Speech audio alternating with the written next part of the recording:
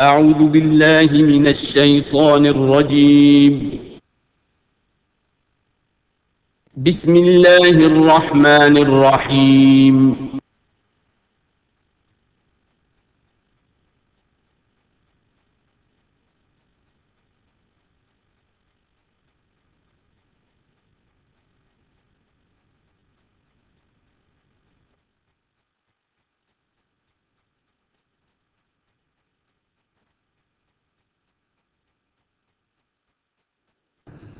الحمد لله وكفى والصلاة والسلام على عباده الذين اصطفى خصوصا على أفضلهم وخاتم النبيين محمد الأمين.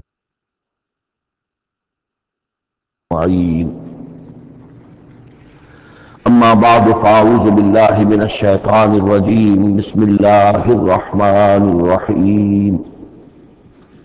رب اشرح لي صدري ويسر لي أمري واحلل عقدة من لساني يفقهوا قولي. اللهم ربنا آنس وحشتنا في قبورنا وارحمنا بالقرآن العظيم. اللهم اجعله لنا إماما ونورا وهدى ورحمة. اللهم ذكرنا منه ما نسينا وعلمنا منه ما جهلنا وارزقنا تلاوته آناء الليل وآناء النهار واجعله لنا حجة يا رب العالمین آمین. کل دو نشستوں میں تعارف قرآن کے ضمن میں جن عنوانات پر گفتگو ہو چکی ہے ان میں سے ایک تشنا رہا قرآن حکیم کی ترتیب اور تقسیم. اس کی تدوین کے بارے میں گفتگو ہماری مکمل ہو چکی تھی کہ قرآن حکیم کی تدوین 3 مراحل میں مکمل ہوئی. اولا خود حضور صلی اللہ علیہ وسلم نے اللہ تعالی ہی کے حکم سے قرآن مجید کو مرتب کر دیا اور اس مرتب شکل میں امت کو منتقل کیا. ترتیب معین ہو چکی تھی لیکن وہ کتابی شکل میں ما بین الدفتین جمع نہیں ہوا. اس کے بعد دوسرا مرحلہ آیا حضرت ابوبکر صدیق رضی اللہ تعالی عنہ کے عہد خلافت کے دوران جب بہت سے حفاظ شہید ہو گئے جنگ یمامہ میں تو تشویش پیدا ہوئی کہ قرآن حکیم کو کتابی شکل کے اندر مرتب بھی کر لیا جائے، جمع کر لیا جائے. چنانچہ یہ کام حضرت ابوبکر صدیق کے عہد خلافت میں پورا ہو گیا اور اس کے لیے مصحف کا نام حضرت عبداللہ ابن مسعود کی تجویز پر حضرت ابوبکر صدیق رضی اللہ تعالی عنہ نے طے کیا. لیکن اس کے چونکہ ابھی پڑھنے کے انداز میں لوگوں کو کافی آزادی دی گئی تھی کہ اپنے اپنے لہجے کے مطابق لوگ پڑھ سکتے ہیں، تو اس سے محسوس ہوا کہ اب اس کے لکھنے کے انداز میں بھی فرق آ رہا ہے. تو اس لیے ضرورت محسوس ہوئی کہ اس کا ایک اسکرپٹ، ایک رسم الخط جو متفق علیہ ہو، اجماعی ہو، وہ طے کر دیا جائے. چنانچہ یہ تیسرا مرحلہ حضرت عثمان رضی اللہ تعالی عنہ کے عہد خلافت میں طے پایا. اسی لیے اس کو اب مصحف عثمانی کہتے ہیں، اس لیے کہ وہ رسم الخط اب ہمیشہ کے لیے طے ہے. اس کے آفیشل نسخے تیار کیے گئے اور بڑے بڑے شہروں میں جو بھی اس وقت اس مسلمان ممالک تھے ایک ایک نسخہ بھیج دیا گیا اور باقی نسخے جو ہیں وہ طرف کر دیے گئے. تو اس طریقے سے گویا کہ ربع صدی کے اندر یہ تینوں مرحلے جو ہیں مکمل ہو گئے ہیں. اور جیسا کہ میں نے عرض کیا سب تسلیم کرتے ہیں کہ جو قرآن آج ہمارے پاس ہے وہ وہی ہے بعینہ ہی جو محمد الرسول اللہ نے اپنی امت کو دیا تھا. البتہ جہاں تک قرآن کی ترتیب اور تقسیم کا تعلق ہے بعض باتیں تو میں بیان کر چکا ہوں، ان کا صرف اجمالی اعادہ کروں گا. نمبر 1 یہ کہ قرآن کی جو بیسک یونٹ ہے، بنیادی اکائی، وہ آیت ہے. آیت کو ہم جملہ نہیں کہہ سکتے، آیت کو ورس نہیں کہہ سکتے، مصرع نہیں کہہ سکتے، اس کی اسی اصطلاح کو ہمیں ریٹین کرنا ہوگا.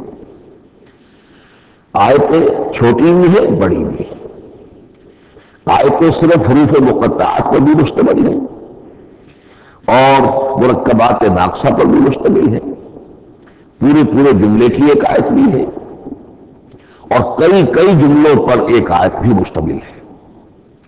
یہ تمام امور توقیفی ہیں، یعنی حضور صلی اللہ علیہ وسلم کے بتانے پر موقوف علیہ، ان میں کسی کے اجتہاد کو، کسی منطق، کسی گرامر، کسی نحو، کسی بیان کے کسی اصول کو کوئی دخل نہیں۔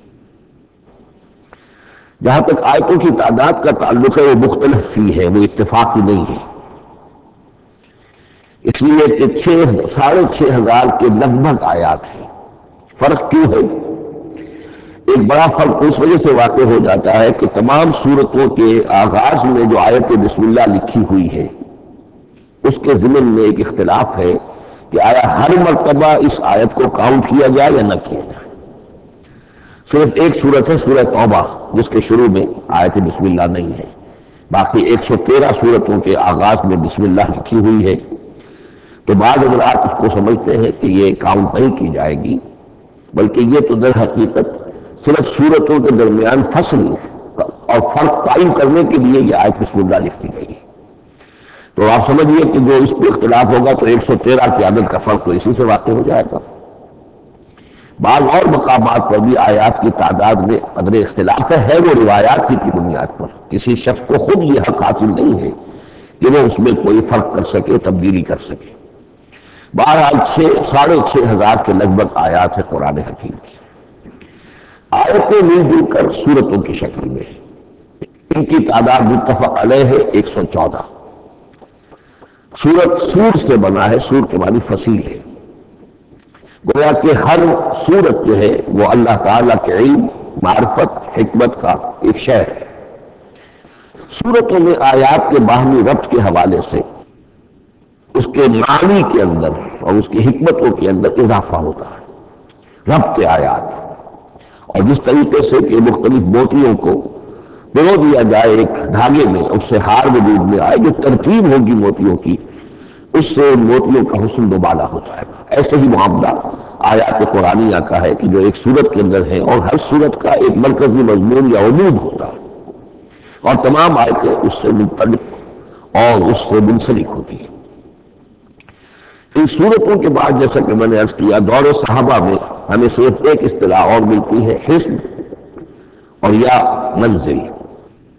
وہ اس سہولت کے لیے کہ اگر ایک ہفتے میں پورا قرآن ختم کرنا ہو، اس کی تلاوت مکمل کرنی ہو تو روزانہ ایک حصہ پڑھ لیا جائے۔ یہ چونکہ دور صحابہ میں بھی مذکور ہے، لہذا اس میں ہم دیکھتے ہیں کہ حسن موجود ہے، یعنی یہ کہ نہ کہ یہ قباحت ہے کہ سورتوں کو توڑا گیا ہو، بلکہ پوری صورتیں شامل ہیں۔ کوئی مصنوعی مساوات قائم کرنے کی کوشش نہیں ہے، کوئی حصہ نسبتاً تھوڑا سا زیادہ بڑا ہے، کچھ تھوڑا سا چھوٹا ہے، لیکن تقریباً مساوی ہے۔ خام خواہ کی کوئی مصنوعی مساوات قائم کرنے کی کوشش نہیں ہے، اور اس کے باوجود یہ حسن موجود ہے کہ سورہ فاتحہ کو اگر ہم علیحدہ رکھ دیں کہ وہ پورے قرآن حکیم کے لیے ایک دیباچہ اور مقدمہ ہے، تو پہلے حزب یا پہلی منزل میں 3 سورتیں، دوسرے میں 5، تیسرے میں 7، چوتھے میں 9، پانچویں میں 11، چھٹے میں 13، یہ سیڑھی ہے بالکل۔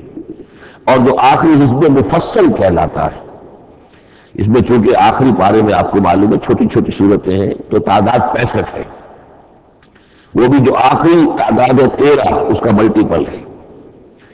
بہرحال یہ حزب یہ بھی دور صحابہ میں اس کا تذکرہ ہمیں ملتا ہے۔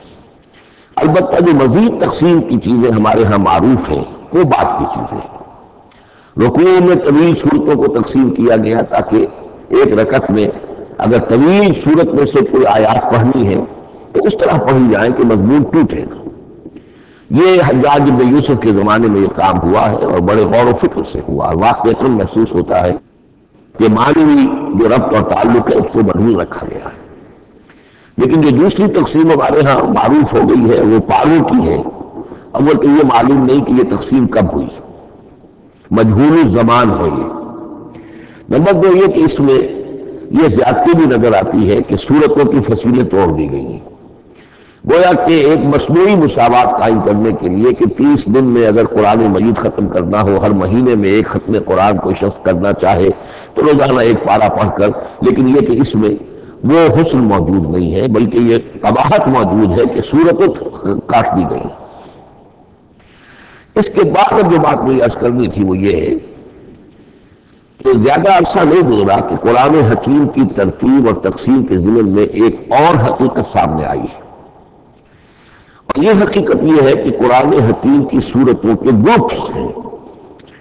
اب یہ چونکہ بالکل ماضی قریب کا معاملہ ہے، اس سے پہلے یہ ذکر موجود نہیں تھا۔ اول تو یہ بات بھی مان لیجئے کہ قرآن مجید میں ترتیب اور نظم، اس کے بارے میں ہمارے اسلاف نے نہ کوئی زیادہ محنت کی اور نہ انہوں نے سمجھا کہ اس میں کوئی خاص ربط ہونا ضروری ہے۔ لیکن یہ کہ عہد حاضر میں مولانا حمید الدین فراہی رحمۃ اللہ علیہ ہندوستان میں ایک ایسے عالم پیدا ہوئے کہ جنہوں نے نظم قرآن کو اپنا خاص موضوع بنایا کہ جو آیات باہم جوڑی گئی ہیں تو آخر کوئی حکمت ہے، سورتوں میں جو ربط قائم کیا گیا ہے یقیناً حکمت پر مبنی ہے، ورنہ سب سے سیدھی ترتیب کہ جیسا کہ میں نے کل عرض کیا تھا یہ ہوتی ترتیب نزولی سے قرآن کو مرتب کر دیا جاتا۔ لیکن یہ کہ سورتیں آپ کو معلوم ہے طویل سورتوں میں ایسا بھی ہے کہ وہ ایک وقت میں نازل نہیں ہوئی بلکہ متعدد اوقات میں، سورہ بقرہ جو ہے وہ تقریباً 2 سال میں اس کی جو تنزیل ہے وہ مکمل ہوئی۔ تو پھر کچھ آیتوں کو جوڑنا، کس کو کہاں رکھنا ہے، کس کو کہاں رکھنا ہے، تو یہ حضور صلی اللہ علیہ وسلم نے خود کیا ہے، اللہ تعالیٰ کے حکم سے کیا ہے، تو یہ چیزیں حکمت سے خالی تو نہیں ہو سکتی۔ تو انہوں نے اس کو خاص اپنا موضوع بنایا اور ان کے سامنے بعض حقائق آئے ہیں، وہ حقائق ہیں جو اب میں آپ کے سامنے بیان کر رہا ہوں۔ اس میں ایک اشکال ہو سکتا ہے، اسے میں چاہتا ہوں کہ پہلے رفع کر دوں کہ یہ چیز اگر ہمارے اسلاف کی نظر میں نہیں آئی اور ان کی توجہ ادھر نہیں ہوئی تو یہ تو گویا کہ ایک بڑی مشکوک سی بات ہوگی۔ قرآن مجید کے علم کے ضمن میں گویا کہ متقدمین کے فہم پر ہمیں کچھ کام کرنا ہوگا، لیکن یہ بات درست نہیں ہے۔ قرآن مجید ایک ایسی کتاب ہے جس کے بارے میں خود حضور نے جو فرمایا لا تنقضی عجائبہ، اس قرآن کے عجائب کبھی ختم نہیں ہوں، ولا یخلق عن کثرت الرد، بار بار کے پڑھنے سے اس پر کوئی پرانا پن، کوئی بوسیدگی طاری نہیں ہوگی، ولا یشبع منہ العلماء، اور کبھی اہل علم اس سے سیری محسوس نہیں کریں گے۔ تو قرآن مجید لا تنقضی عجائبہ، جیسے جیسے دنیا آگے بڑھ رہی ہے، تمدن آگے بڑھ رہا ہے، علم انسانی جو ہے مادی فزیکل سائنسز کا علم آگے بڑھ رہا ہے، قرآنی حقائق اور مبرہن ہو رہے ہیں اور واضح ہو رہے ہیں اور نکھر رہے ہیں۔ بہت سی باتیں ہمارے اسلاف کے علم میں نہیں آ سکتی تھی، اس لیے کہ ابھی انسانی معلومات کا دائرہ بہت ہی محدود تھا۔ ذوالقرنین کون تھے؟ اب چونکہ تاریخ مفسرین کے علم میں نہیں تھی تو سکندر اعظم کو سمجھا گیا کہ ذوالقرنین ہے، حالانکہ سکندر کی شخصیت اور ذوالقرنین کی وہ شخصیت جو قرآن میں بیان ہوئی ہے دونوں میں کوئی مناسبت ہے ہی نہیں۔ اسی طریقے کا معاملہ یہ کہ نظم قرآن کا ایک پہلو کہ جو ابھی پوری طریقے سے آشکارا نہیں ہوا تھا، یہ دور وہ ہے کہ جس میں اللہ کی فضل و کرم سے وہ بات بھی اب کھل کر سامنے آئی ہے، اور اس سے در حقیقت توثیق ہو رہی ہے حضور کے اس فرمان کی کہ لا تنقضی عجائبہ، اس کے عجائب کبھی ختم نہیں ہوگی۔ انسان محنت کرے گا، کوشش کرے گا، یہ ہیروں کی ایک ایسی کان ہے جس میں سے اور ہیرے نکلتے چلے جائیں گے۔ اس کے ضمن میں ایک بات تو میں نے آپ سے کل عرض کر دی تھی اور آج پھر بھی کہی ہے، سورتوں میں بھی ایک ربط ہے، آیات جو سورتوں کے اندر جوڑی گئی ہیں، پھر سورتیں اکثر اور بیشتر جوڑوں کی شکل میں ہیں۔ اس کے کچھ مثالیں بھی کل میں نے آپ کو دی تھی۔ قرآن مجید کی ایک آیت مبارکہ ہے وَمِن كُلِّ شَيْءٍ خَلَقْنَا زَوْجَيْنِ لَعَلَّكُمْ تَعْقِلُونَ یا لَعَلَّكُمْ تَذَكَّرُونَ، یہ پوری طرح یاد نہیں ہے۔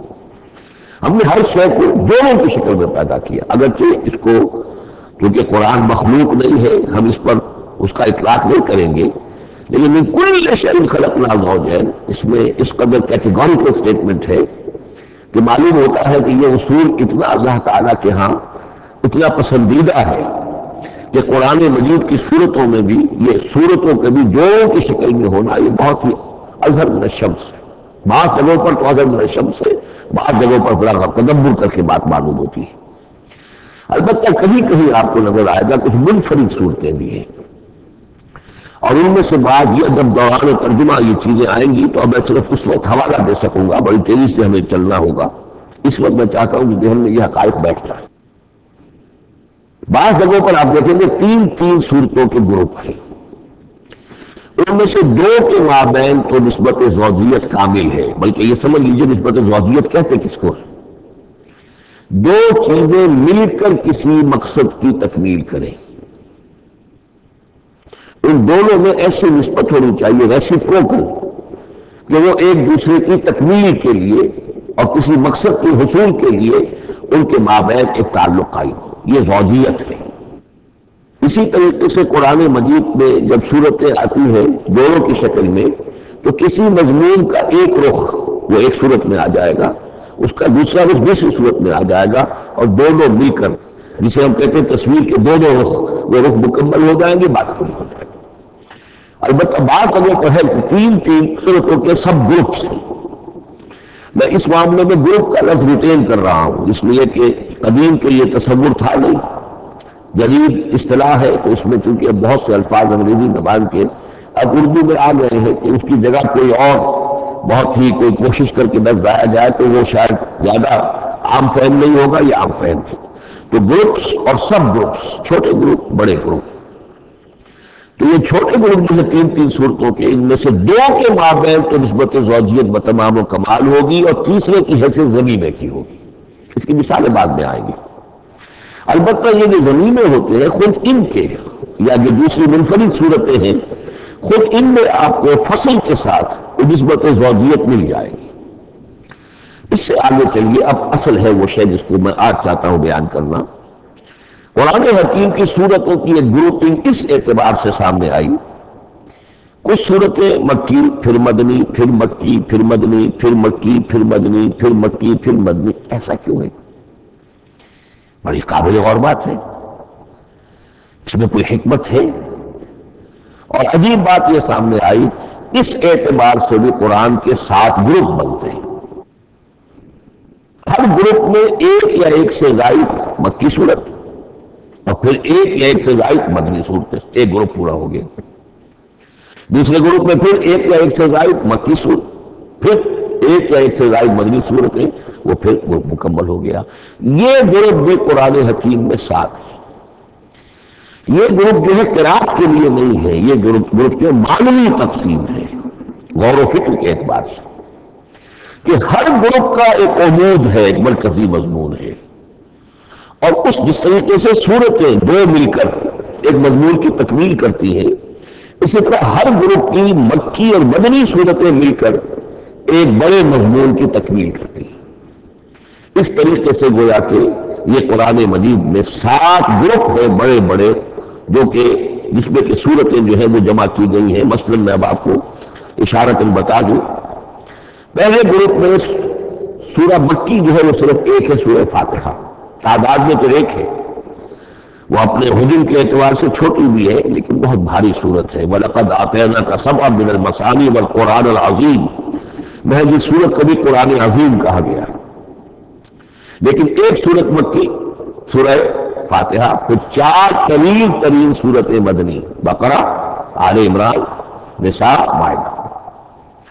دوسرے گروپ میں 2 صورتیں مکی 2 مدنی، الانعام، الاعراف مکیات، الانفال، التوبہ مدنیات۔ تیسرا گروپ چلتا ہے 14 صورتیں مسلسل چلی جا رہی ہیں مکی، سورہ یونس سے، سورہ یونس، سورہ ہود، سورہ یوسف، سورہ رعد، سورہ ابراہیم، چلتے جائیے سورہ حجر، سورہ نحل، سورہ بنی اسرائیل، سورہ کہف، سورہ مریم، سورہ طٰہٰ، سورہ انبیاء، سورہ حج اور سورہ مومنون، 14 صورت۔ اب آئی ایک مدنی صورت سورہ نور، یہ تیسرا گروپ مکمل ہو گیا۔ چوتھے گروپ میں بھی یہی بات آپ کو نظر آئے گی، الفرقان سے سورہ سجدہ تک 8 صورتیں مکی ہیں، اور پھر ایک صورت آتی ہے سورۃ الاحزاب، وہ مدنی ہے۔ اب یہ جو ایک ایک صورتیں آئی ہیں، سورہ نور اور سورہ احزاب، ہر شخص کو اندازہ ہو جائے گا یہ آپس میں جوڑے کی شکل رکھتی ہیں، ان کے مضامین بہت ایک دوسرے سے مشابہ ہیں، بہت مشابہ۔ لیکن یہ کہ وہ اس طریقے کا جوڑا نہیں ہے کہ اسی گروپ میں ان کا جوڑا موجود ہو، اس کا جوڑا جو ہے وہ دوسرے گروپ میں ہے۔ پھر آئیے پانچواں گروپ ہے سورہ سبا سے احقاف تک، یہ 13 صورتیں مکی ہیں، اور پھر سورہ محمد صلی اللہ علیہ وسلم سے سورۃ الحجرات تک 3 صورتیں مدنی ہیں، یہ کل 16 صورتیں ہیں۔ چھٹے گروپ میں سورہ قاف سے سورہ واقعہ تک 7 صورتیں یہ مکی ہے، اور سورہ حدید سے سورہ طلاق تک 10 صورتیں مدنی ہیں، یہ 17 صورتیں ہیں۔ آخری جو ہے وہ سورۃ الملک سے سورۃ الاخلاص تک 46 صورتیں، اور سورہ معوذتین جو ہے یہ 2 ہے کہ جو مدنی ہے۔ بعض کا اس میں اختلاف ہے، وہ میں بعد میں عرض کروں گا، لیکن جو میری رائے ہے وہ میں آپ کے سامنے رکھ رہا ہوں۔ اس طریقے سے یہ 7 گروپ جو ہے قرآن مجید میں سورتوں کے وجود میں آئے۔ ہر گروپ کا ایک مرکزی مضمون ہے۔ مثلا پہلے گروپ کا مرکزی مضمون شریعت ہے۔ سورہ فاتحہ میں اہدنا الصراط المستقیم، اے اللہ ہمیں سیدھا راہ دکھا، سیدھے راستے کی ہدایت بخش۔ اب وہ سیدھا راستہ کیا ہے؟ شریعت خداوندی، شریعت الہی، اور شریعت مکمل ہو جاتی ہے ان 4 صورتوں میں۔ شریعت محمدی کا جو بلو پرنٹ ہے، ابتدائی خاکہ جو ہے وہ آپ کو سورہ بقرہ میں ملے گا، اور اس کی جو تکمیلی صورتیں ہیں، تکمیلی احکام ہے، وہ سورہ مائدہ۔ اس کے علاوہ اس گروپ میں جو زیادہ زور ہے وہ سابقہ امت مسلمہ سے گفت و شنید۔ سابقہ امت مسلمہ میں یہودی اور نصارہ دونوں شامل ہیں۔ اب ان پر جرح بھی ہے، ان پر تنقید بھی ہے، ان کو ملامت بھی ہے، ان کو ان کی قرارداد جرم ان کے خلاف جو ہے وہ بھی دی گئی ہے، اور پھر یہ کہ ان کو معزول کر کے اور نئی امت کو اس مقام پر نصب کرنے کا اعلان ہے، اور ان کو بڑی زوردار دعوت ہے کہ اب محمد پر ایمان لاؤ، قرآن پر ایمان لاؤ صلی اللہ علیہ وسلم۔ یہ پہلا گروپ ہے۔ اسی طریقے سے ہر گروپ کا اب یہ ساتھ ساتھ جب ہم چلیں گے تو میں تفصیل کے ساتھ بیان کرتا جاؤں گا کہ اس گروپ کا یہ مرکزی مضمون ہے، اور اس طور سے یہ صورتیں آپس میں ایک دوسرے کے ساتھ مربوط ہیں۔ ان گروپوں میں آپ نے دیکھا ہوگا کہ پہلے اور آخری گروپ ان کی ایک ریسیپروکل سی صورت ہے کہ پہلے گروپ میں مکی صورت صرف ایک چھوٹی سی، اور مدنی صورتیں 4-6 پاروں سے زائد پر پھیلی، جبکہ آخری گروپ میں سارے دونوں پارے جو ہے سورہ ملک سے شروع ہو کر مکی صورتوں پر مشتمل ہے، آخر میں آ کر چھوٹی چھوٹی صورتیں وہ مدنیات ہیں۔ یہ ایک دوسرے کے بالکل ریسیپروکل ہیں، کانورس۔ لیکن دوسرا گروپ ادھر سے اور دوسرا ادھر سے، یعنی چھٹا، یہ بڑے متوازن ہیں۔ 2 صورتیں مکی، 2 مدنی، اور ادھر 7 صورتیں مکی اور 10 مدنی، لیکن 7 صورتیں جو ہیں وہ 3 رکوعوں کی ہیں، ان میں سے ایک 4 رکوع کی بھی ہے، اور اکثر و بیشتر وہ جو دوسری ہے وہ 2 رکوعوں کی ہے، تقریباً متوازن ہوتی ہے۔ تو درمیان میں جو ہے ان میں جو مدنی صورتوں کا حصہ بہت کم ہے، اکثر و بیشتر جو ہے وہ مکی صورتیں ہیں۔ ان مکی صورتوں کے اندر بھی جو 6 گروپ تقریباً بنتے ہیں، اس لیے کہ پہلی گروپ کے اندر تو مکی صورت صرف سورہ فاتحہ ہے، تو ان میں سے پہلے 2 گروپوں میں رسالت کا مضمون مرکزی مضمون ہے، درمیانی 2 گروپوں میں توحید کا مضمون مرکزی مضمون ہے، آخری 2 گروپوں میں انذار آخرت کا مضمون مرکزی مضمون ہے۔ آخری صورتیں آپ کو معلوم ہے سورہ قاف سے شروع ہو کر، تو پھر یہ انذار آخرت جو ہے ان سب کا مرکزی مضمون ہے۔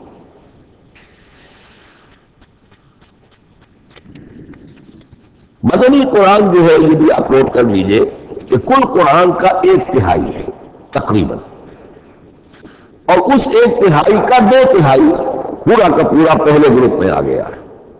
سورہ بقرہ، سورہ آل عمران، سورہ نساء، سورہ مائدہ۔ باقی تو پھر جا کے سورہ احزاب، سورہ نساء، پھر 3 چھوٹی صورتیں، پھر آخر میں 2 بہت چھوٹی چھوٹی صورتیں، سورہ انفال اور سورہ توبہ۔ لیکن یہ کہ یہ 2/3 جو ہے مدنی قرآن کا ہجوم بالکل پہلے ہی اس گروپ کے اندر آ گیا ہے۔ اس کی بھی حکمت ہے، کیوں مدنی صورتوں کو پہلے رکھا گیا؟ میرے علم میں نہیں ہے کہ اس موضوع پر کسی شخص نے گفتگو کی ہو سوائے محمد مالمجوب پکتھان کے۔ میرے علم کی حد تک ہو سکتا ہے کہ کسی اور مفسر نے، کسی محقق نے کوئی بات کہی ہو، اس سے بھی زیادہ وزنی کہی ہو، لیکن میرے علم کی حد تک مالمجوب پکتھان نے اپنے ترجمہ جو ترجمہ کیا ہے انگریزی میں، اس کے دیباچے میں اس موضوع پر گفتگو کی اور بڑی بہت ہی عمدہ بات کہی ہے۔ انہوں نے کہا کہ جب یہ قرآن نازل ہو رہا تھا تو اصل اہمیت ایمان کی تھی، پہلے لوگ ایمان لائے اور پھر جو ایمان لائے ان کو پھر احکام دیے گئے کہ یہ کرو اور یہ نہ کرو، یہ حلال ہے، یہ حرام ہے، یہ فرض ہے، وغیرہ وغیرہ۔ لیکن جب ایک امت وجود میں آ گئی، امت کے وجود میں آنے کے بعد اب نسلاً مسلمان پیدا ہو رہے ہیں، ان کے ہاں اب ضرورت پہلے اسلام کی ہے، چاہے بچہ چھوٹا ہی ہے پہلے اسے احکام سکھائے جائیں گے، بچہ چھوٹا ہی ہے نماز پڑھنی سکھائی جائے گی، بچہ چھوٹا ہی ہے روزہ رکھنا سکھایا جائے گا۔ تو امت کے اس طرح تشکیل پا جانے کے بعد اب اصل اہمیت جو ہے وہ احکام کی ہو گئی ہے، احکام اب مقدم ہے اور ایمان کا معاملہ جو ہے وہ اس کے بعد مؤخر ہے۔ کوئی شخص بالغ ہوگا، ذہین ہوگا، فطین ہوگا، غور و فکر کی صلاحیت سے اگر اللہ تعالیٰ نے اسے بہرور کیا ہوگا پھر وہ حقیقت ایمان تک رسائی حاصل کرے گا، ورنہ یہ ہے کہ عام ایک مسلمان جو ہے اسے جہاں تک احکام کا تعلق ہے ان پر تو عمل کرنا ہی ہے۔ تو یہ بڑی میں سمجھتا ہوں کہ ذہانت پر مبنی بات ہے کہ جو محمد مالبدود پیٹھال نے کہی ہے اور مجھے اس سے اتفاق ہے۔ اب آئیے اگلا معاملہ، اگلی بحث، اگلا موضوع، قرآن کا موضوع کیا ہے؟ کیا قرآن فلسفے کی کتاب ہے، سائنس کی کتاب ہے، کیا یہ جیولوجی کی کتاب ہے، فزکس کی کتاب ہے، کس چیز کی کتاب ہے؟ تو پہلی بات جو سمجھیے، قرآن کا موضوع ہے انسان، لیکن انسان کی اناٹمی نہیں، انسان کی فزیولوجی نہیں، انسان کی اینتھروپولوجی نہیں، کچھ نہیں، انسان کی ہدایت۔ یہ ہدایت کا لفظ بنیادی ہے قرآن مجید کے لیے۔ چنانچہ دیکھیے ذرا نوٹ کر دیجیے سورہ بقرہ کے شروع میں ہدی للمتقین، پھر اس کے وسط میں ہدی للناس، سورہ یونس میں فرمایا ہدی ورحمۃ للمؤمنین، سورہ لقمان میں فرمایا ہدی ورحمۃ للمحسنین، سورۃ البقرہ اور اللہ میں فرمایا نمل میں ہدی وبشریٰ للمؤمنین، آل عمران میں وموعظۃ للمتقین، ہدی وموعظۃ للمتقین، پھر 3 مرتبہ الہدی هو الذی ارسل رسولہ بالہدی ودین الحق لیظہرہ علی الدین کلہ۔ الہدی، ہدی نکرہ ہے، الہدی معرفہ ہو گیا، یعنی ہدایت کاملہ، ہدایت تامہ، ہدایت ابدی۔ اسی طرح سورۃ النجم میں فرمایا وَلَقَدْ جَاءَهُم مِّن رَّبِّهِمُ الْهُدَىٰ، سورۃ الجن میں وَإِنَّا لَمَّا سَمِعْنَا الْهُدَىٰ آمَنَّا بِهِ، سورہ بنی اسرائیل میں وَمَا مَنَعَ النَّاسَ أَن يُؤْمِنُوا إِذْ جَاءَهُمُ الْهُدَىٰ، سورہ بنی اسرائیل میں بھی یہ الفاظ آئے، سورہ کہف میں بھی آئے۔ تو قرآن کا موضوع ہے ہدایت، اور اس کو اب ذہن میں رکھیے کہ انسان کے علم کے 2 گوشے ہیں۔ علم انسانی 2 حصوں میں منقسم ہے، ایک حصہ ہے فزیکل ورلڈ کا علم جو حواس کے ذریعے سے حاصل ہوتا ہے، مادی حقائق ان کا علم ہے۔ حواس 5 ہمارا دیکھنا، سننا، سونگنا، چکھنا، چھونا، یہ تمام صلاحیتیں ہیں، ان سے کچھ معلومات حاصل ہوتی ہیں اور عقل کا یہ کمپیوٹر ان کو پروسیس کرتا ہے، اس سے نتائج نکالتا ہے، نتائج نکال کے سٹور کر لیتا ہے۔ پھر مزید کوئی معلومات حواس کے ذریعے سے حاصل ہوتی ہیں، اب ان کو وہ پھر پروسیس کر کے جو سابق میموری سٹورڈ ہے اس کے ساتھ ریکنسائل کر کے کوئی اور نتیجہ اخذ کرتا ہے۔ اس طرح رفتہ رفتہ رفتہ رفتہ انسان کا یہ علم بڑھتا چلا جا رہا ہے، اور ہم نہیں کہہ سکتے کہ ابھی اور کہاں تک جائے گا۔ آج سے چند 100 سال پہلے بھی انسان تصور نہیں کر سکتا تھا کہ انسانی علم وہاں پہنچ جائے گا جہاں آج پہنچ چکا ہے۔ اس علم کا وحی سے کوئی تعلق نہیں، اس علم کا تعلق ہے علم اسماء سے جو حضرت آدم میں ودیعت کر دیے گئے تھے بالکل شروع۔ سورہ بقرہ کا 4تھا رکوع جو ہے اس کے شروع میں ذکر ہے وَعَلَّمَ آدَمَ الْأَسْمَاءَ كُلَّهَا، اللہ نے آدم کو تمام نام سکھا دیے. اور اس کے آخر میں ذکر ہے جب آدم کو اور حوا کو حکم دیا گیا کہ اب زمین میں جا کر اور وہاں کا چارج سنبھالو، تو فرمایا وَإِمَّا يَأْتِيَنَّكُم مِّنِّي هُدًى فَمَن تَبِعَ هُدَايَ فَلَا خَوْفٌ عَلَيْهِمْ وَلَا هُمْ يَحْزَنُونَ. وہ علم ہدایت ہے. یہ دو چیزیں بالکل علیحدہ ہیں. علم اسماء در حقیقت یوں سمجھیے کہ جیسے آم کی گٹھلی میں پورا آم کا درخت ہوتا ہے، وہی تو گٹھلی ہے جو آپ زمین میں دباتے ہیں، پھر اگر پانی وہاں پڑتا ہے، زمین میں روئیدگی بھی ہے، وہ گٹھلی پھٹے گی، وہ جو اس میں سے دو پتے نکلیں گے، وہ پتے اوپر بڑھیں گے، درخت بنے گا. وہ پورا درخت جو ہے آم کی گٹھلی میں موجود تھا. صرف اسے پورا درخت بننے میں 2 سال 3 سال 4 سال لگیں گے، لیکن درخت موجود تھا. پوٹینشلی بالقوہ پورا درخت آم کی گٹھلی میں موجود تھا. ایکچولی بالفعل وہ آم کا درخت جو ہے کئی سال کے اندر وجود میں آیا. بعین ہی یہ معاملہ ہے. کل مادی حقائق کا کل علم حضرت آدم علیہ السلام کے وجود میں ودیعت کر دیا گیا پوٹینشلی. اب اس کی ایکسفولیشن ہو رہی ہے، وہ بڑھتا جا رہا ہے، برگ و بار لا رہا ہے. اور یہ علم جو ہے اس کا تعلق جیسا کہ میں نے عرض کیا آسمانی ہدایت سے نہیں ہے. اب یہ خود رو پودا ہے، بڑھتا چلا جا رہا ہے. اور کہاں تک پہنچے گا؟ علامہ اقبال نے صحیح تعبیر کی ہے عروج آدم خاکی سے انجم سہمے جاتے ہیں کہ یہ ٹوٹا ہوا تارا مہ کامل نہ بن جائے. علامہ کی زندگی میں تو انسان نے چاند پر قدم نہیں رکھا تھا، لیکن یہ کہ اب تو چاند پر قدم رکھ کر انسان آ چکا. تو عروج آدم خاکی سے انجم سہمے جاتے ہیں کہ یہ ٹوٹا ہوا تارا مہ کامل نہ بن جائے. یہ ہے انسانی علم. اس انسانی علم کے ساتھ اگر وہ علم وہی علم ہدایت نہ ہو تو یہ علم جو ہے بجائے خیر کے شر بن جاتا ہے. آج وہ شیطانی قوت بن چکا ہے، وہ علم ہلاکت کا سامان بن چکا ہے، تباہی کا ذریعہ بن چکا ہے. لیکن اس کے ساتھ دوسری بات ضروری تھی جو کہ وحی کے ذریعے سے آنے والا علم تھا. فَإِمَّا يَأْتِيَنَّكُم مِّنِّي هُدًى فَمَن تَبِعَ هُدَايَ فَلَا خَوْفٌ عَلَيْهِمْ وَلَا هُمْ يَحْزَنُونَ. یہ علم الہدایت جو ہے یہ در حقیقت قرآن حکیم میں آ کر مکمل ہو گیا ہے. اس کے لیے بھی میں چاہتا ہوں کہ بات آپ سمجھ لیں. اس میں جو ارتقاء ہوا ہے، پہلی کتابیں نازل ہوئی ان میں بھی ہدن تو تھی. کل بھی میں نے آپ کو آیت سنائی تھی سورہ مائدہ کی انا انزلنا التوراۃ فیہا ھدی و نور. ہم نے تورات نازل کی تھی، اس میں ہدایت بھی تھی، نور بھی تھا. اسی رکوع میں 7واں رکوع ہے وہ سورہ مائدہ کا، انجیل کے بارے میں فیہ ھدی و نور، اس میں بھی ہدن بھی تھی، ہدایت بھی تھی، نور بھی تھا. لیکن یہ ہدایت اور یہ نور درجہ بدرجہ ترقی کر رہا ہے یہاں تک کہ کامل ہوا ہے. قرآن میں آ کر الہدا بن گیا ہے. اب یہ ہدن نہیں، الہدا کامل ہدایت نامہ. اس کی وجہ کیا ہے؟ دیکھیے ایک بچے کو اگر آپ تعلیم دینا چاہتے ہیں تو اس کی ذہنی سطح کو ملحوظ رکھے بغیر تو نہیں دے سکتے.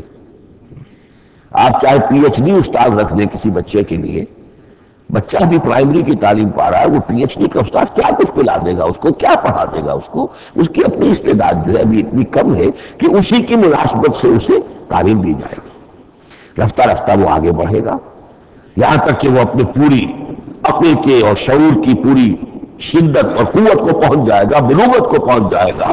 اب اسے آخری پڑھایا جائے گا، اب اسے فلسفہ پڑھایا جائے گا. پہلے وہ ہسٹری پڑھ رہا تھا، اب فلسفی آف ہسٹری پڑھے گا. اس حوالے سے تدریجاً اللہ تعالیٰ نے تورات میں صرف احکام ہے، حکمت ہے ہی نہیں. انجیل میں حکمت ہے، احکام ہے ہی نہیں. دونوں مل کر ایک بات کو مکمل کرتی ہیں. تورات میں صرف احکام ہے، حکمت ہے ہی نہیں. جیسے کہ میں نے عرض کیا تھا بچے کو آپ بتا دیتے ہیں بھئی روزہ ٹوٹ جاتا ہے اس طریقے سے، روزے کا مطلب یہ ہے اب دن بھر کھانا کچھ نہیں ہے، چاہے بچہ ابھی 6 سال کا ہے، 7 سال کا ہے، 8 سال کا ہے. آپ بتائیں احکام تو دے دیے جائیں، یہ کرو یہ نہ کرو، یہ ڈوز ہے یہ ڈونٹس ہے. تو احکام عشر ابھی 10 commandments، احکام دیے گئے، حکمت نہیں۔ ابھی حکمت کا تحمل ان کے لیے ممکن نہیں تھا، ابھی وہ عہد طفولیت ہے نوع انسانی کا۔ یوں سمجھیے کہ آج سے 3500 سال قبل کا انسان، 1400 قبل مسیح میں تورات دی گئی ہے حضرت موسیٰ علیہ السلام کو۔ اب یہ 2000 مسیح آنے والا ہے تو 3400 سال پہلے کی بات ہے، تو انسانی ذہن ابھی جس سطح پر تھا، یہاں تک کہ 2000 سال پہلے حضرت مسیح علیہ السلام کے لیے الفاظ انجیل میں موجود ہیں، اب بھی موجود ہیں۔ اپنے حواریین سے آپ نے فرمایا تھا ابھی مجھے تم سے اور بھی بہت سی باتیں کہنی تھی، مگر ابھی تم ان کا تحمل نہیں کر سکو گے، جب وہ فارقلیت آئے گا تو تمہیں سب کچھ بتائے گا۔ یہ پیشن گوئی تھی محمد الرسول اللہ صلی اللہ علیہ وسلم۔ ابھی تم تحمل نہیں کر سکتے، ابھی 600 برس اور چاہیے تمہاری ذہنی بلوغت کے لیے۔ تو الہدیٰ مکمل ہوا ہے قرآن حکیم میں آ کر۔ البتہ ایک نقطہ اس میں نوٹ کیجئے، قرآن مجید اگرچہ کتاب ہدایت ہے، سائنس کی کتاب نہیں ہے، لیکن اس میں سائنٹیفک فینومینا کی طرف اشارے موجود ہیں۔ چونکہ قرآن مجید ان تمام جو بھی یہ کائناتی حقائق ہیں، ان سب کو آیات الہیہ قرار دیتا ہے۔ ان فی خلق السماوات والارض واختلاف اللیل والنہار والفلک التی تجری فی البحر بما ینفع الناس وما انزل اللہ من السماء من ماء فاحیا به الارض بعد موتها وبث فیہا من کل دابۃ وتصریف الرياح والسحاب المسخر بین السماء والارض لآیات لقوم یعقلون۔ یہ سب نشانیاں ہیں اللہ کی، اللہ کی قدرت، اللہ کی عظمت، اللہ کے علم کامل، اللہ کی حکمت بالغہ، سب نشانیاں۔ تو یہ جو فزیکل فینومینا ہیں ان کی طرف قرآن ریفر کرتا ہے۔ بعض حقائق وہ ہے کہ جن کا تعلق اسٹرانومی سے، کل فی فلک یسبحون، یہ تمام اجرام سماویہ جو ہیں یہ اپنے اپنے مدار میں تیر رہے ہیں۔ معلوم ہر شے حرکت میں ہے۔ انسان پر تو ایک دور ایسا گزرا ہے وہ یہ سمجھتا تھا زمین ساکن ہے اور سورج حرکت کر رہا ہے، پھر ایک دور آیا کہا نہیں، سورج ساکن ہے، زمین حرکت کرتی ہے، اس کے لیے چکر لگاتی ہے، اور آج ہمیں معلوم ہوا ہر شے حرکت میں، ہر شے۔ سورج کا بھی اپنا ایک مدار ہے، اس میں وہ حرکت کر رہا ہے اپنے پورے کلبے کو لے کر۔ یہ پورا سولر سسٹم اس کا کلبہ ہے، اس پورے کلبے کو لے کر وہ بھی ایک مدار میں حرکت کر رہا ہے۔ تو معلوم کل فی فلک یسبحون، اب یہ کل کا لفظ جس طرح ملحقہ ہو کر، جس طرح مبرہن ہو کر، جس شان کے ساتھ آج وہ علیحدہ ہوا ہے، واضح ہوا ہے، آج سے پہلے انسان کو معلوم نہیں تھا۔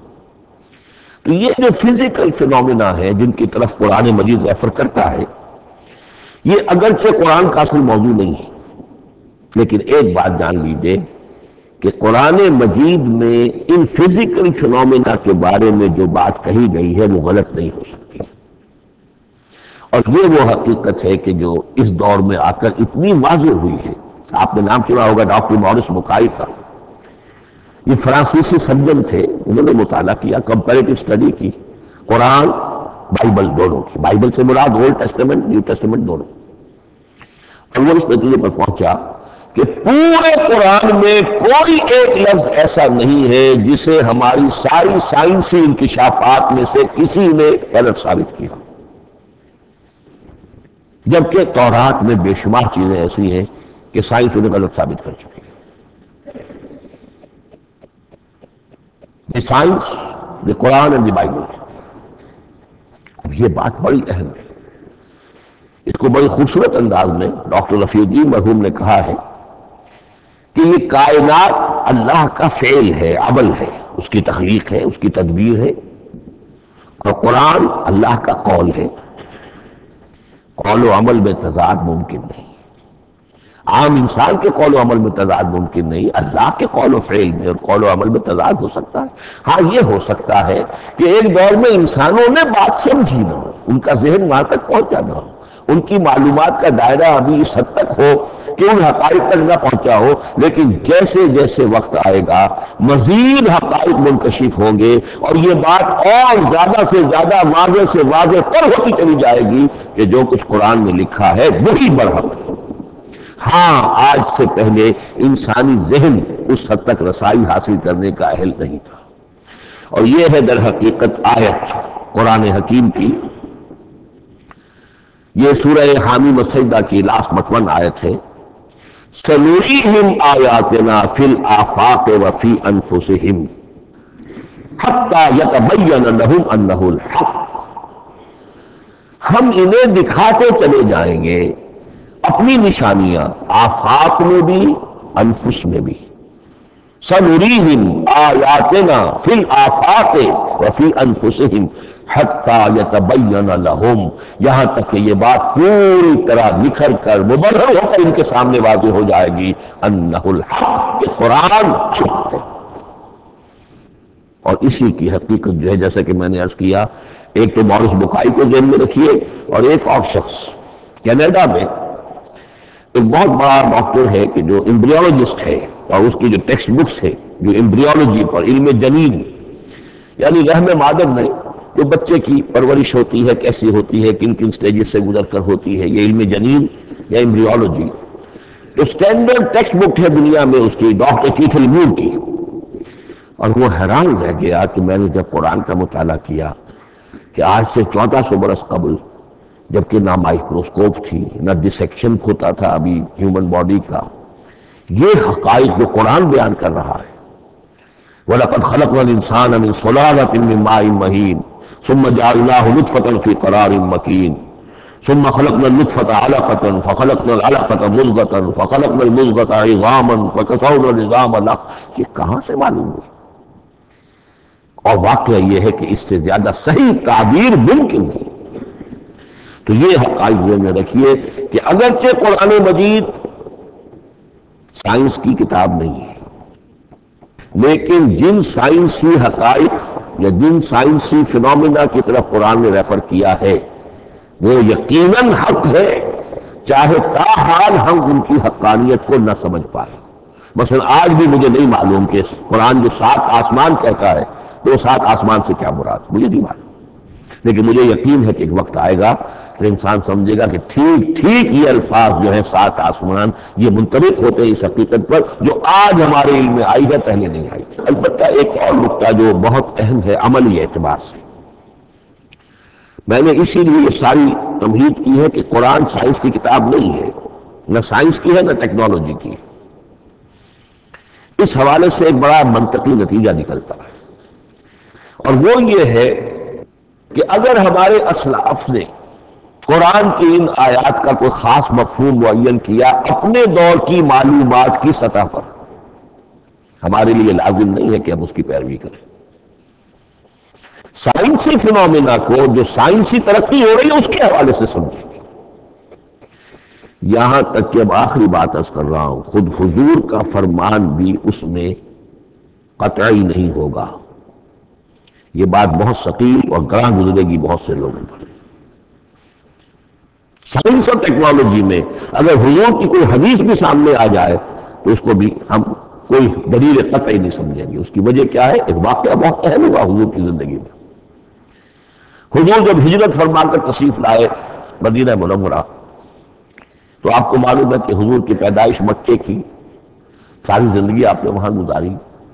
وہ وادی غیر ذی زرع ہے، وہاں کوئی پیداوار، کوئی زراعت، کوئی کاشت ہوتی ہی نہیں تھی، آپ کو کوئی تجربہ سرے سے نہیں تھا۔ ہاں تجارت کا تجربہ تھا، بھرپور تجارت کی تھی۔ یہاں آئے تو آپ نے دیکھا کھجوروں کے سلسلے میں انصار مدینہ تعبیر نخل، وہ اس کا ایک اصطلاح ہے۔ کھجور ایک ایسا پودا ہے جس کا ایک فیمیل فلاور ہوتا ہے اور ایک میل علیحدہ۔ اب میل فلاور اور فیمیل فلاور ان دونوں کو قریب لے آئے تو اس سے اس بات کا زیادہ امکان ہو جاتا ہے فرٹیلائزیشن ہو اور پھل بنے اور زیادہ آپ کو پھل حاصل ہو، فصل زیادہ ہو۔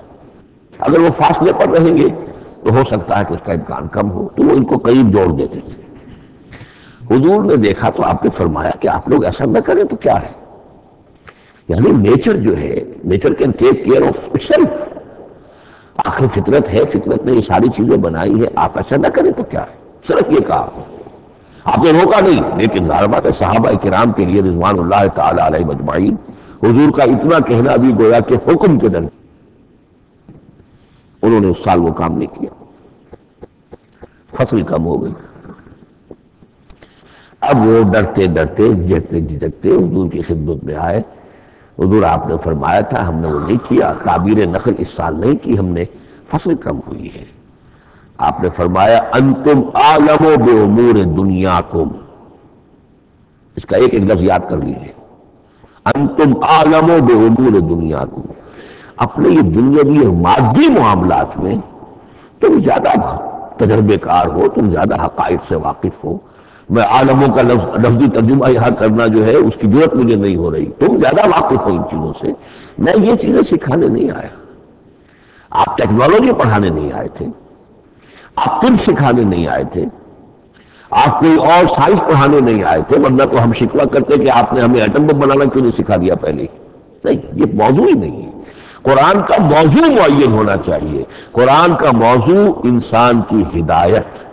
اس ہدایت کے لیے جس قدر اس کو ضرورت ہے علم کی کہ وہ جو یہ فزیکل فینومینا ہیں ان کے حوالے سے بھی ہدایت حاصل کرے، اس حد تک ان کا تذکرہ ہے. لیکن یہ یقین اور ایمان ہونا چاہیے کہ قرآن مجید کے الفاظ میں جو شے مضمر ہے وہ کبھی غلط ثابت نہیں ہوگی. یہ ہو سکتا ہے کہ قرآن کی کسی آیت کا کوئی مفہوم ہمارے اسلاف نے 1000 برس پہلے یا 600 برس پہلے سمجھا ہو اور وہ مفہوم غلط ثابت ہو جائے، وہ ایک غلط بات ہوگی. لیکن قرآن مجید کا ٹیکسٹ جو ہے اس کے اندر کبھی ایسی بات نہیں آ سکتی. اب آئیے فہم قرآن کے اصول. ظاہر بات ہے کہ اس موضوع پر اصول تفسیر پر کوئی مجھے تفصیلی اس وقت گفتگو کرنے کا موقع تو نہیں ہے. البتہ یہ کہ 7 گنتی کر کے چیزیں نوٹ کر لیجئے کہ جس سے قرآن مجید کے فہم میں سہولت حاصل ہوگی. پہلی بات وہ کہ جو کسی درجے میں پہلے بھی سامنے آ چکی ہے، قرآن کا اسلوب استدلال منطقی نہیں ہے، فطری ہے. ایک ہوتا ہے منطق کی گتھیوں سے اور منطق کے اصولوں سے اور منطق کی دلیلوں سے بات ثابت کی. نہیں، قرآن فطرت انسانی کے مطابق بات کرتا ہے. ایک ان پڑھ شخص بھی قرآن کو اپنے سے دور یا اپنے آپ کو قرآن سے دور نہیں سمجھے گا، اگر ذرا سا وہ قرآن کو سمجھ سکتا بس. لیکن یہ ہے کہ قرآن مجید کا جو اسلوب ہے وہ یہ کہ منطقی نہیں ہے، فطری ہے.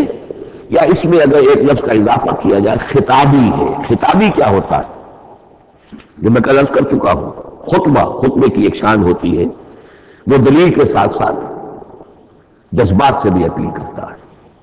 اور اس میں آپ کو ایک اپنے باطن میں جھانکنے کی دعوت دی جاتی ہے. تم تو اپنے باطن میں جھانک کر دیکھو. بعض آیات ایسی ہیں، بڑی پیاری آیات ہیں، افی اللہ شک فاطر السماوات والارض. بس کہ اللہ کی ہستی میں بھی کوئی شک ہو سکتا ہے جو آسمان اور زمین کا پیدا کرنے والا ہے؟ غور کرو، سوچو. یہ صرف آپ کے درو بینی، آپ کو اپنے اندر جھانکنے کی دعوت ہے. اسی طرح اِنَّكُمْ لَتَشْهَدُونَ أَنَّ مَعَ اللَّهِ آلِهَةً أُخْرَىٰ. کیا واقعہ تم اس کی گواہی دیتے ہو کہ اللہ کے ساتھ کوئی اور بھی الہ ہے؟ یہ گویا کہ کسی کی آنکھوں میں آنکھیں ڈال کر پیئرسنگ آئیز کے ساتھ کسی سوال کرنا، کیا واقعی؟ اور اس میں در حقیقت کون سی ہے پس منظر میں؟ یہ بنائے ہوئے ڈھکوسلے ہیں، ان پر خود تمہارا دل مطمئن نہیں ہے. تم کہتے تو ہو یہ ہمارا عقیدہ ہے اور یہ ہماری بات ہے اور یہ ہمارا موروثی عقیدہ ہے، ھذا ما وجدنا علیہ آباءنا، ہم نے آباء. لیکن واقعی تم غور تو کرو، کیا واقعی تم گواہی دیتے ہو کہ اللہ کے سوا کوئی اور الہ بھی موجود ہے؟ اس کو آپ کہیں گے خطابی انداز. نمبر 2، قرآن حکیم میں 2 طرح کی آیات ہیں، محکمات اور متشابہات. یہ سورہ آل عمران کے شروع میں یہ بہت اہم مضمون جو ہے وہ آ گیا ہے. هو الذی انزل علیک الکتاب منہ آیات محکمات ہن ام الکتاب واخر متشابہات. آل عمران آیت نمبر 7. اب یہ جو متشابہات ہیں یہ کون سی ہیں اور محکمات ہیں وہ کون سی ہیں، اس کو ذہن میں رکھیے۔ نمبر 1، محکم قطعی، تمام جتنی بھی آیات و احکام ہیں وہ محکم، یہ کرو یہ نہ کرو، یہ جائز یہ حرام، آیات احکام محکم، اسی ایک مادے سے لفظ بنا ہے یہ محکم بھی اور احکام حکم۔ البتہ عالم غیب کی ساری خبریں متشابہات میں سے، عالم غیب ہو، عالم ارواح ہو، عالم برزخ ہو، عالم آخرت ہو، ان کے تمام حقائق یہ متشابہات میں سے، ان کو ہم حقیقتاً سمجھ نہیں سکتے، ہمارا تجربہ ہی نہیں، ہمارا بھی مشاہدہ ہی نہیں۔ جیسا کہ ایک حدیث میں آیا ہے، جنت کی جو بھی نعمتیں ہیں، ایک تو وہ نعمتیں جن کا ذکر قرآن میں ہے اور وہ الفاظ میں ہے جن سے ہم واقف ہیں، اب ان میں تو یہ ہے کہ حور و قصور اور پھل اور یہ اور دودھ اور شہد اور وغیرہ وغیرہ وغیرہ وہ چیزیں جانتے ہیں، تو وہ بھی حق ہے، ایسے ہی ہوگی، اتو میں ہی متشابہہ، لیکن یہ صرف نزل ہے، یہ تو ابتدائی مہمان نوازی ہے۔ نزل من غفور رحیم، جو اصل ضیافت ہونی ہے اہل جنت کی، اس کے بارے میں فرمایا وہ نعمتیں ملیں گی، ما لا عین رات ولا اذن سمعت وما خطر علی قلب بشر، تو نہ کسی آنکھ نے کبھی دیکھی، نہ کسی کان نے کبھی سنی، نہ کسی انسان کے دل پر ان کا خیال تک وارد، انہیں ہم کیا سمجھیں گے؟ تو عالم برزخ، عالم آخرہ، عالم غیب، عالم ارواح، ان کی تمام چیزوں کو ہم آیات متشابہات میں سمجھیں گے۔ البتہ یہ جو سائنٹیفک فینومینا والی باتیں ہیں مادی علوم کی، ان میں یہ ہے کہ متشابہ اور محکم ہونے کا معاملہ بدلتا چلا جا رہا ہے۔ جب تک وہ ہمارا سائنسی علم وہاں تک نہیں پہنچا تھا وہ آیت ابھی متشابہ تھی، سمجھ میں نہیں آ رہی تھی، لیکن اب جب کہ وہ بات وہاں پہنچ گئی، کھل گئی بات، اب معلوم ہوا کل فی فلک یسبحون، اب یہ آیت محکمات میں آ گئی، اب یہ وہ بات نہیں رہی کہ جس کا صحیح مفہوم سمجھنا ہمارے لیے مشکل ہو۔ تیسری بات، تفسیر اور تعویل میں کیا فرق ہے؟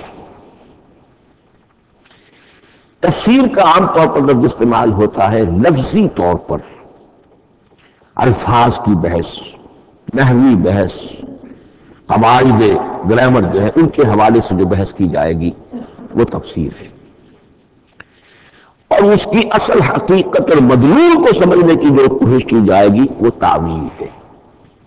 تو یہ دو الفاظ جو ہیں یہ مختلف ہوں گے، تفسیر اور تعویل۔ نمبر 4، تعویل عام اور تعویل خاص، یہ بہت اہم موضوع ہے۔ دیکھیے قرآن مجید نازل ہوا ایک خاص ٹائم اینڈ سپیس پس منظر میں، آج سے 1400 برس قبل 610 عیسوی سے لے کر 632 عیسوی تک نازل ہوا، حجاز میں نازل ہوا۔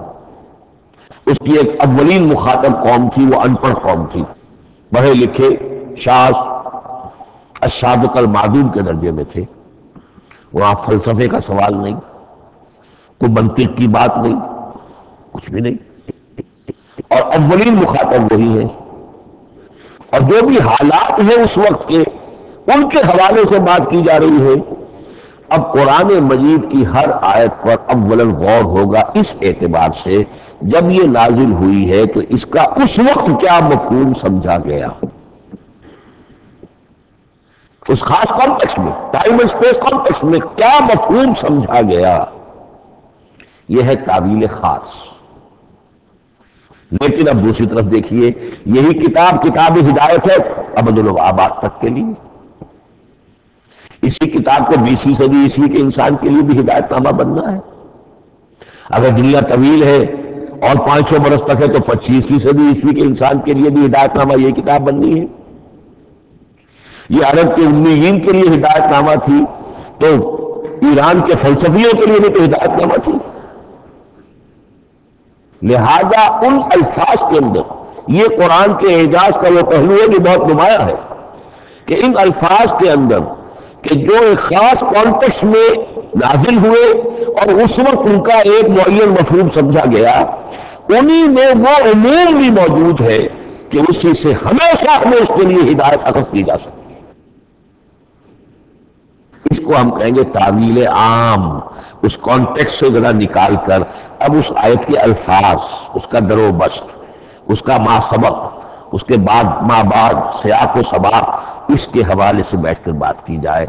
تعویل خاص میں شان نزول پیش نظر رہے گا، تعویل عام میں اور اس آیت کے الفاظ، ان کا در و بست اور آیت کا سیاق و سباق، یہ زیادہ زیر بحث رہے گا۔ تو معلوم ہوا کہ یہ دونوں چیزیں اپنی اپنی جگہ اہم ہیں۔ نہ تو انسان صرف تعویل خاص تک اپنے آپ کو محدود کر لے، اگر وہ کرے گا تو گویا کہ وہ صرف اس دور کا قرآن پڑھ رہا ہے، آج کا قرآن وہ نہیں پڑھ رہا۔ قرآن کے اندر تو واقعتاً یہ شان ہے کہ میں جس کے لیے الفاظ یہ استعمال کیا کرتا ہوں کہ ہر دور کے افق پر ایک خورشید تازہ کے مانند طلوع ہوگی یہ کتاب۔ معلوم ہوگا آج کا قرآن ہے، یہ ہمیں آج ملا ہے قرآن، اور گویا کہ آج جو ہمیں مسائل اندر پیش ہے ان کا حل ہے جو یہ قرآن پیش کر رہا ہے۔ یہ اس کا اعجاز ہے، یہ اس کا کمال ہے۔ اس اعتبار سے نوٹ کیجئے تعویل خاص اور تعویل عام، یہ الفاظ جو بار بار دورہ ترجمہ آئیں گے، تو اس لیے میں نے ان اصطلاحات سے چاہا کہ آپ واقف ہو جائیں۔ ایک اور اس میں بات سمجھنے کی ہے تذکر اور تدبر۔ قرآن سے بنیادی ہدایت حاصل کر لینا، اس کے لیے قرآن انتہائی آسان ہے۔ وَلَقَدْ يَسَّرْنَا الْقُرْآنَ لِلذِّكْرِ فَهَلْ مِن مُدَّكِرٍ۔ ذرا سی انسان کو عربی آتی ہو کہ براہ راست قرآن کا مفہوم آپ کے ذہن اور قلب پر نازل ہوتا چلا جائے، بس قرآن کا اصل جو پیغام ہے، جو اس کی اصل ہدایت ہے، اس کی تمثیل بھی سمجھیے کہ سمندر میں اگر کوئی آئل ٹینکر جو ہے ٹوٹ جائے تو میلوں جو آئل ہوتا ہے وہ سطح سمندر کے اوپر پھیل جاتا ہے، سطح پر رہے گا، نیچے تو جائے گا نہیں۔ تو یوں سمجھیے کہ قرآن مجید کا جو لب لباب ہے، لب لباب، وہ اس کی سطح پر موجود ہے، لیکن اس کے یہ مطلب نہیں ہے کہ صرف سطح ہی سطح ہے، اس کی گہرائی فیتم لس، اس کی گہرائی وہ ہے کہ جس کی کوئی حد نہیں۔ اب اس کے لیے تعمق، گہرائی میں غوطہ نہیں کرنا، قرآن میں ہو غوطہ زن اے مرد مسلمان، اس کے اعتبار سے یہ دنیا کی مشکل ترین کتاب، اچھی طرح سمجھ لیجیے، اس کی تہ تک پہنچنا ممکن ہی نہیں۔ غلطی سے ہم کبھی کبھی کسی شخص کی مدح کرتے ہوئے کہہ دیتے ہیں فلاں شخص کو قرآن پر بڑا عبور حاصل ہے۔ ایک عالم دین نے یہ الفاظ میرے بارے میں کہہ دیے تھے، میں نے فوراً ٹوک دیا، میں نے کہا آپ کیا، یہ قرآن کی آپ نے گویا کہ قرآن مجید کی شان میں گستاخی کی ہے، قرآن کی توہین کی ہے۔ عبور کہتے ہیں ایک کنارے سے دوسرے کنارے کو چلے جانا، دریا عبور کر دیا، قرآن کے کنارے ہے ہی نہیں، یہ ناقاعدہ کنار سمندر ہے، اس سمندر کا کوئی کنارہ نہیں، نہ اس کی گہرائی اور نہ اس کے کنارے۔ لہذا پوری زندگی کوئی امام راضی ہو، کوئی زمخشری ہو، کوئی ہو، پوری زندگی کھپا کر بھی وہ یہ نہیں کہہ سکے گا کہ میں نے قرآن مجید کو بتمام و کمال سمجھ لیا ہے۔ معاذ اللہ معاذ اللہ معاذ اللہ، ناممکن۔ وراء الورا ثم وراء الورا، یہ ہے تذکر اور تدبر۔ اس کے لیے تو پوری زندگی انسان کھپائے، پورا وقت اس کے لیے لگائے، پوری صلاحیت میں کھپا دے، تب بھی وہ بہت سی جگہوں پر پھر بھی کہے گا واللہ اعلم۔ امام راضی کو بھی نہ معلوم کتنے مقامات پر جا کر یہ کہنا پڑا ہے کہ اللہ بہتر جانتا ہے۔ اعلم ان ھذا المقام مقام غامض عمیق مہیب، یہ مقام تو بہت مہیب ہے، پرہیبت ہے، بہت گہرا ہے، بہت غامض ہے۔ امام راضی کہہ رہے ہیں، 30 جلدوں میں تفسیر لکھنے والا شخص۔ اقول قولی ھذا واستغفر اللہ لی ولکم ولسائر المسلمین والمسلمات۔